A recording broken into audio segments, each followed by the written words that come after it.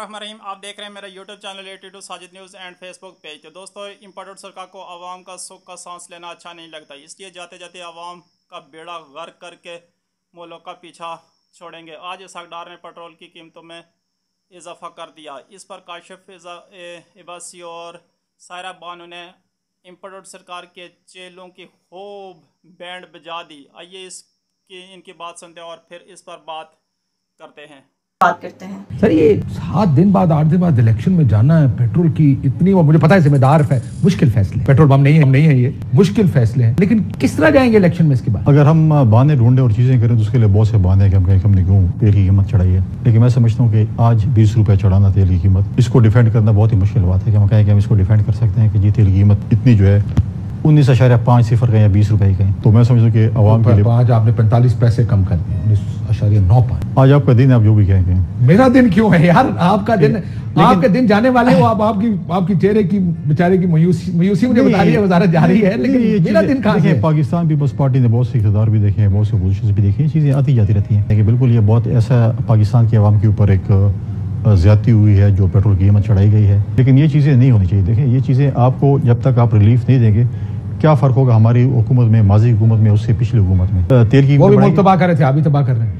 नहीं, उनमें और हमें थोड़ा सा फर्क ये है कि हम, आप अच्छी तरह मुल्क तबाह कर रहे हैं। नहीं, उसमें फर्क ये है कि कम से कम हमारे पास जितनी भी मुसीबतें ढाई गई, हमने कम से कम 9 मई के वाक़यात नहीं किए, हमने कभी भी अपने पार्टी के वर्कर को नहीं बताया। ठीक है, बाकी चीजें जो है हम मानते हैं कि पेट्रोल की कीमत चढ़ी है, उसको आप ये कह रहे हैं हमारे में और उनमें फर्क 9 मई का नहीं, हम नहीं, आप भी इत्यादि थी। आपने कहा, मैं तो नहीं कह रहा। नहीं, हम ये कह रहे हैं कि ये चीजें हमें लोगों को रिलीफ देना है, हमें लोगों को ये चीजें, आज पेट्रोल की कीमत बढ़ाने के को कोई भी डिफेंड नहीं कर सकता। ठीक, I understand that historically Peoples Party government has been like this. बयानबाजी के हद तक कम से कम प्रो पुअर है, लेकिन मसला ये है कि इधर भी आपने डंडी मार दी ना। नहीं, बयानबाजी इसलिए कह रहा हूँ कि मैं देखें, लेट्स बी, अगर ऑनेस्ट बात करनी है, चले मेरे साथ Sindh, let's go to Sindh. हम वहां जाके फैसला कर लेते हैं कि क्या लोगों के हालात सिंध में बेहतर हैं, खराब हैं, क्या सिंध डन हो गया। चलो ठीक है, चलिएगा, मैं आपको सांगड़ और उसके आसपास मैं लेकर चलूंगा। सारा सिंध देंगे, आप सांगड़ क्यों, आपके पास भी आएंगे, सबके पास जाएंगे। लेकिन मैं तो हमेशा ही कहता रहा हूँ, उस दिन मैं तबलीगी जमात के कुछ लोगों के साथ बैठा, सुनिएगा जरा, उन्होंने कहा जी हम अस्पताल गए, अस्पताल में डॉक्टर नहीं था, लाड़काना में। ठीक है, मुझे ये मत बताए ना, नहीं, इस पे बहस नहीं करनी। आप वहाँ 15-16 कितने साल से, 2008 से अब 16 साल से हुकूमत में आवाम वोट कर रही है ना, हमें इनको वोट कर लेना, अगर हम गलत है इनको वोट कर लें। बिल्कुल सही है, क्यों नहीं करते जी आप? जीडीए वाले इनको वोट देखिए, नहीं, हाँ ये करें, आपके सूबे में है वही तो, अवाम ही का तो है, अवाम ही तो वोट देती है। बिल्कुल फ्री एंड फेयर इलेक्शन होते हैं और अवाम निकल कर दिलो जान से वोट देती है। इनके कहने का मकसद ये है। तो ऐसा नहीं है जी, ऐसा नहीं होता, ऐसा होता है। मुझे तो एक मीटिंग याद आ गया, फिर आप कहेंगे कि जी मैं डंडी मार रहा हूँ। वो आपको याद है, वो पिछले बड़े साहब जो थे, बाजवा साहब, उधर बैठे थे, बिलावल साहब ने भी कहा, लखीम दादली ने कहा, मैं आपको वीडियो दिखाता हूँ जो सिंध में हुआ है, फिर आप खुद फैसला कर लीजिएगा। इस तरह की खबरें भी हमने सुनी थी उस मीटिंग के बारे में। क्यों दिखा रहे हैं? उसको चाहिए था फ्री एंड फेयर इलेक्शन कराते ना, न करते सिंध में धांधली, न करते पंजाब में धांधली, जिस तरीके से बक्से भरे गए थे, किसको नहीं पता। और सर आप ये कहते वीडियो क्यों दिखा रहे हैं? आप कर क्यों रहे हैं? क्या चीज? नहीं, आप ये कहते हैं हम कर रहे हैं, वो वीडियो बना रहे हैं, वो वीडियो क्यों बना रहे हैं, हमें रोकता क्यों नहीं? पेट्रोल प्राइसेस, हम क्या इसको देखते हैं इस तनाजुर में कि हम जिस जगह मुल्क को ले आए हैं, अभी यहाँ पे ये मजबूरियां बन गई है। मुश्किल फैसला, लेकिन सबके लिए मुश्किल फैसला है। अब मजबूरी, और मुझे ये समझ नहीं आती कि अब मैं बिल्कुल आपको नहीं कह रही कि मतलब अब आके बिल्कुल सच बोलना कि ये बिल्कुल सही है, हम इसको डिफेंड नहीं कर सकते। तो भाई आप फिर यहाँ पर लेने के लिए क्या आए थे? आपने शुरू में दिखाया तो जो महंगाई मार्च, जो 4 आवाजें निकाल कर ये लोग तकरीरें कर रहे हैं कि लोग ये हो गए, आके इन्होंने महंगाई को दोबारा किसी के मुंह से नाम निकला। 1.5 साल से ये क्या कर रहे हैं? 1.5 साल से तो ये अपने लिए फैसले कर रहे हैं। जितने भी किए इन्होंने कानून साजी अपने लिए की, और उसके बाद नैब को ठीक कर लिया उन्होंने। आप किसको? नैब को, नैब के कानून साजी। आपको मेरा केस तो नहीं था ना, केस तो नहीं, तो नैब के दांत निकाल दिए। फिर उसके बाद ईवीएम का कर दिया कि भाई ये ईवीएम में कैसे लोगों का वो हो जाएगा, ओवरसीज पाकिस्तानी, उसका कर दिया।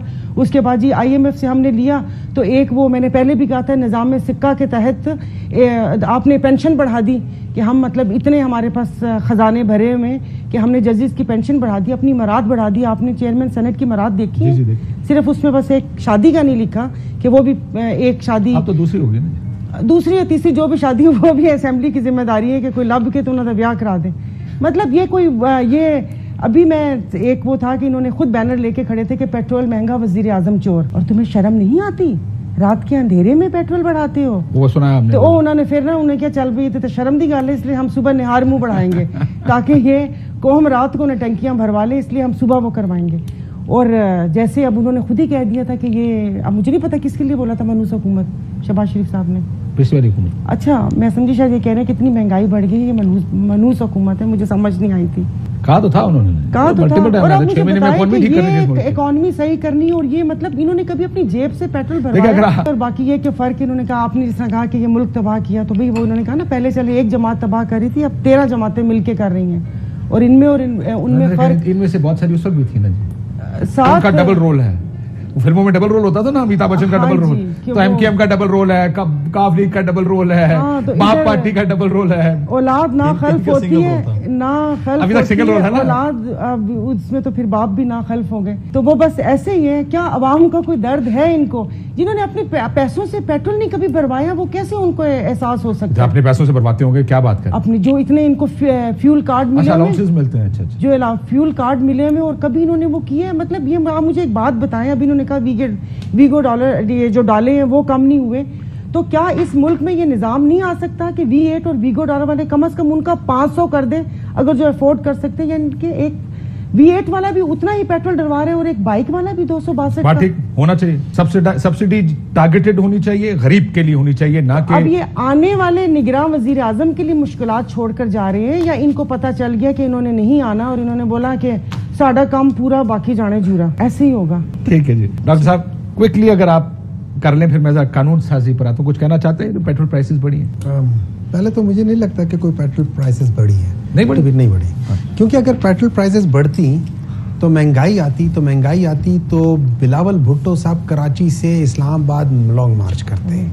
अगर महंगाई बढ़ती, पेट्रोल बढ़ता, तो फिर इनके दूसरे पार्टनर मरियम सफदर जो है वो लाहौर से मार्च करती, और इनके हमसाए मौलाना फजल रहमान पेशावर से मार्च करते, और ये लोग यहाँ आके प्राइम मिनिस्टर के उसके साथ आते हैं। वो जहाँ मर्जी से आए ना, उनका पूरा पाकिस्तान है, जहाँ से भी है ना, वो आते हैं तो उस इलाके के ना, लेकिन आते जहाँ मर्जी से, लेकिन ये सारे यहाँ कन्वर्ज होते हैं। और ये जैसे इन लोगों ने ये जो सुप्रीम कोर्ट के बाहर इन्होंने वो पुलिस के डालों में बैठ के गए थे ना, वैसे ये प्राइम मिनिस्टर हाउस के सामने जाके बैठते और एहतजाज करते। कोई महंगाई नहीं है, ये लोग सही कहते हैं, कोई महंगाई नहीं है। और रही बात मुझे उसकी, ये लोग कहते हैं इससे पहले हुकूमत बहुत गंदी हुकूमत थी, पहले उन्होंने बहुत ज्यादा गलत किया था कि 2 साल मुतवातर 6 GDP को टच किया था। इन लोगों ने बहुत अच्छा किया कि 1 साल में 5.7 GDP गिराया है। दोस्तों, इसाक डार वो इंसान है जो हर किसी से कीड़े निकाला करता था, और अपनी ही पार्टी के वज़ीर ख़ज़ाना मुफ्ती इस्माइल को भी बुरा भला कहा करता था। इनका कहना था कि मुझसे ज़्यादा इकानमी को कौन समझता है, जब मैं आऊँगा तो चुटकी बजा दूँगा और इकानमी को बेहतर कर दूँगा। अब मुल्क के हालात ये हैं कि गरीब आदमी को 2 वक्त की रोटी भी मैसर नहीं है, और मुल्क के हालात बदतर से बदतर होते जा रहे हैं।